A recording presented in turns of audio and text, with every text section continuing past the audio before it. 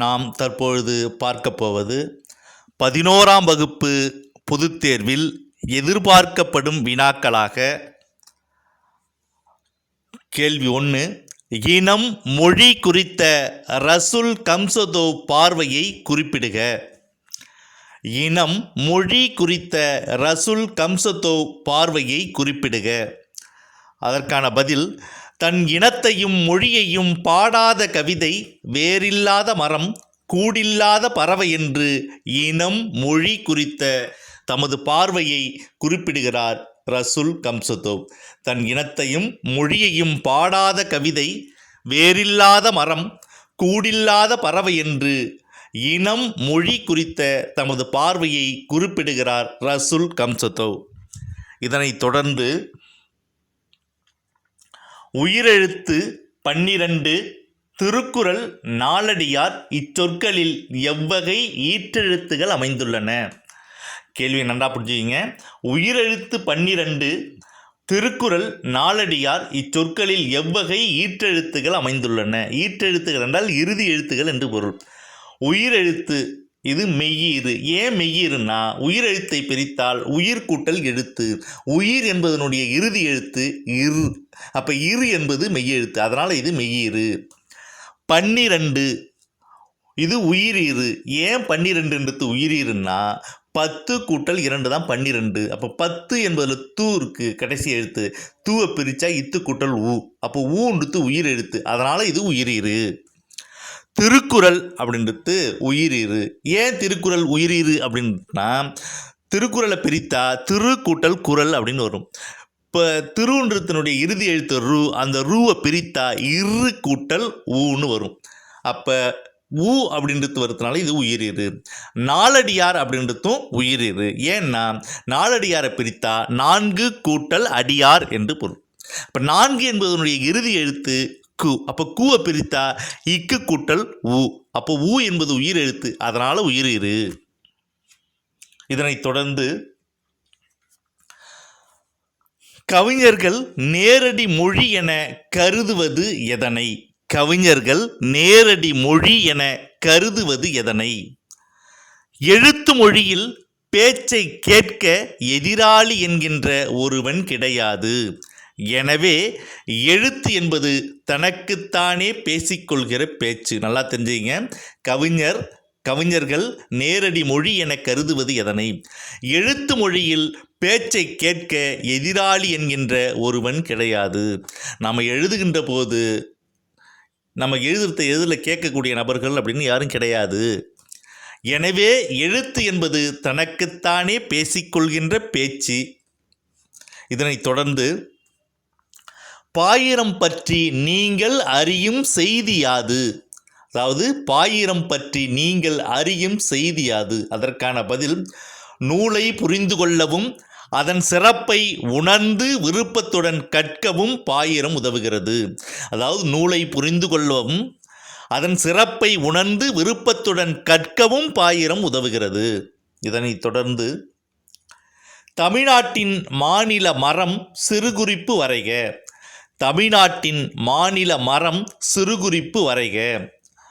நம் தமிழ்நாட்டின் மாநில மரம் பனைமரம். 2 இது ஏழைகளின் கற்பக விருட்சம். 3 சிறந்த காற்று தடுப்பான். 4 ஆழத்தில் நீர்மட்டம் குறையாமல் நீரை சேமித்து வைக்கும் தன்மையுடையது. தமிழ்நாட்டின் மாநில மரம் சிறுகுறிப்பு வரைக. நம் தமிழ்நாட்டின் மாநில மரம் பனைமரம். 2 இது ஏழைகளின் கற்பக விருட்சம். 3 சிறந்த காற்று தடுப்பான். 4 ஆழத்தில் நீர்மட்டம் குறையாமல் நீரை சேமித்து வைக்கும். இதனைத் தொடர்ந்து தேசிய பேரிடர் மேலாண்மை ஆணையம் எப்பொழுது யாரால் உருவாக்கப்பட்டது? அதாவது தேசிய பேரிடர் மேலாண்மை ஆணையம் எப்பொழுது யாரால் உருவாக்கப்பட்டது?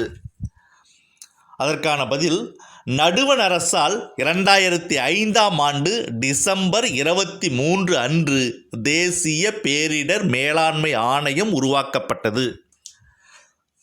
நடுவண் அரசால் 2005ஆம் ஆண்டு டிசம்பர் 23 அன்று தேசிய பேரிடர் மேலாண்மை ஆணையம் உருவாக்கப்பட்டது. இதனைத் தொடர்ந்து தொழு உரம் என்றால் என்ன?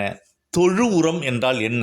அதற்கான பதில் மாட்டுச்சாணம், கோமியம் ஆகியவற்றை கலந்து வைக்கோலை மக்கச் செய்து உருவாக்க வேண்டும். 2. இதன் நன்சை நிலத்திற்கு மட்டும் இட வேண்டிய உரமாகும். தொழு உரம் என்றால் என்ன? அதற்கான பதில் 1. மாட்டுச்சாணம், கோமியம் ஆகியவற்றை கலந்து வைக்கோலை மக்கச் செய்து உருவாக்க வேண்டும். இது நன்சை நிலத்திற்கு மட்டும் இட வேண்டிய உரமாகும். இதனைத் தொடர்ந்து ஏதிலியாய் குருவிகள் எங்கோ போயின தொடரின் பொருள் யாது? ஏதிலியாய் குருவிகள் எங்கோ போயின தொடரின் பொருள் யாது? பாயிண்ட் 1. மரங்கள் வெட்டப்பட்டதால் காடுகள் அழிந்து போயின. 2. மழை பெய்யவில்லை. 3. மண்வளம் குன்றியது. 4. இயற்கையில் மாற்றம் ஏற்பட்டதால் வாழ்வதற்கான சூழல் இல்லாததால் கருவிகள் எங்கோ இருப்பிடம் தேடி அலைந்தன. ஏதிலியாய் குருவிகள் எங்கோ போயின தொடரின் பொருள் யாது? இதற்கான பதில் 1. மரங்கள் வெட்டப்பட்டதால் காடுகள் அழிந்து போயின. 2. மழை பெய்யவில்லை. 3. மண்வளம் குன்றியது. 4.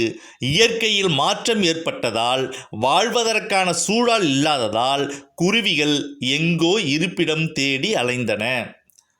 இதனைத் தொடர்ந்து கண்காணி என்பதன் சொற்சுவையை விளக்குக.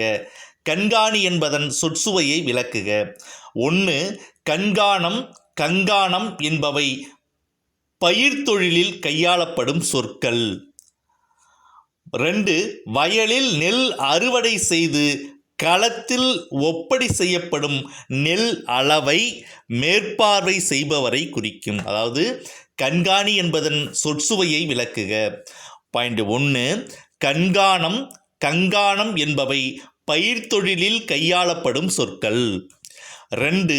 வயலில் நெல் அறுவடை செய்து களத்தில் ஒப்படை செய்யப்படும் நெல் அளவை மேற்பார்வை செய்பவரை குறிக்கும் சொல் தான் இந்த கண்காணி என்பதாகும். இதனைத் தொடர்ந்து கோட்டை என்னும் சொல் திராவிட மொழிகளில் எவ்வாறு எடுத்தாளப்பட்டுள்ளது? அதாவது கோட்டை என்னும் சொல் திராவிட மொழிகளில் எவ்வாறு எடுத்தாளப்பட்டுள்ளது? அதற்கான பதில் தமிழ் மொழியில் கோட்டை என்ற சொல் காவல் மிகுந்த காப்பரன் கொண்ட மதில் சுவர்களால் சூழப்பட்ட கட்டமைப்பை குறிக்கிறது. பாயிண்ட் 2. தமிழ் கோட்டை, கோடு மலையாளத்தில் கோட்டை, கோடு என்று அழைக்கப்படுகிறது. கன்னடத்தில் கோட்டே, கோண்டே என்று அழைக்கப்படுகிறது. தெலுங்கில் கோட்டை என்று அழைக்கப்படுகிறது. துளு மொழியில் கோட்டை என்று அழைக்கப்படுகிறது. தோடா மொழியில் குவாட் என்று அழைக்கப்படுகிறது. அதாவது கோட்டை என்னும் சொல் திராவிட மொழிகளில் எவ்வாறு எடுத்தாளப்பட்டுள்ளது? அதற்கான பதில் தமிழ் மொழியில் கோட்டை என்ற சொல் காவல் மிகுந்த காப்பரன் கொண்ட மதில் சுவர்களால் சூழப்பட்ட கட்டமைப்பை குறிக்கிறது. பாயிண்ட் 2. தமிழ் மொழியில் கோட்டை, கோடு என்று அழைக்கப்படுகிறது. மலையாள மொழியிலே கோட்டை, கோடு என்று அழைக்கப்படுகிறது. கன்னட மொழியிலே கோட்டை, கோண்டே என்று அழைக்கப்படுகிறது. தெலுங்கு மொழியிலே கோட்டை என்று அழைக்கப்படுகிறது. துளு மொழியிலே கோட்டே என்று அழைக்கப்படுகிறது. தோடா மொழியிலே குவாட் என்று அழைக்கப்படுகிறது. இதனைத் தொடர்ந்து வரை என்னும் தமிழ்ச்சொல்லின் பொருள்கள் யாது? வரை என்னும் தமிழ்ச்சொல்லின் பொருள்கள் யாது? அதற்கான விடை வரை என்ற சொல் கோடு, மலை, சிகரம், கரை, விளிம்பு, எல்லை, நுனி போன்ற பொருள்களில் பயன்படுத்தப்படுகிறது. அதாவது வரை என்னும் சொல்லின் பொருள்கள் யாவை? அதற்கான பதில் வரை என்ற சொல் கோடு, மலை, சிகரம், கரை, விளிம்பு, எல்லை, நுனி போன்ற பொருள்களில் பயன்படுத்தப்படுகிறது. இதனைத் தொடர்ந்து பொதுவியல் திணையை விளக்குக. பொதுவியல் திணையை விளக்குக. அதற்கான விடை வெற்றி முதல் பாடான் வரை உள்ள திணைகளில் கூறப்படாத செய்திகளையும் பிற பொதுவான செய்திகளையும் தொகுத்து கூறுவது பொதுவியல் திணையாகும். பொதுவியல் திணை விளக்குக. அதற்கான பதில் வெற்றி முதல் பாடான் வரையுள்ள திணைகளில் கூறப்படாத செய்திகளையும் பிற பொதுவான செய்திகளையும் தொகுத்து கூறுவது பொதுவியல் திணையாகும். இதனைத் தொடர்ந்து சப்ஸ்கிரைப் செய்யாத தமிழ் உறவுகள் உடனே சப்ஸ்கிரைப் செய்து தங்களது வலிமையான உறவுகளை இணைத்து கொள்ளுங்கள். நீங்கள் சப்ஸ்கிரைப் செஞ்சீங்கன்னா நாங்கள் போடுற அந்த வீடியோ லிங்க்கு உங்களுக்கு தொடர்ச்சியாக வரும். அதற்காக சப்ஸ்கிரைப் செய்து உங்களுடைய வலிமையான ஆதரவுகளை அளித்திடுங்கள். நன்றி.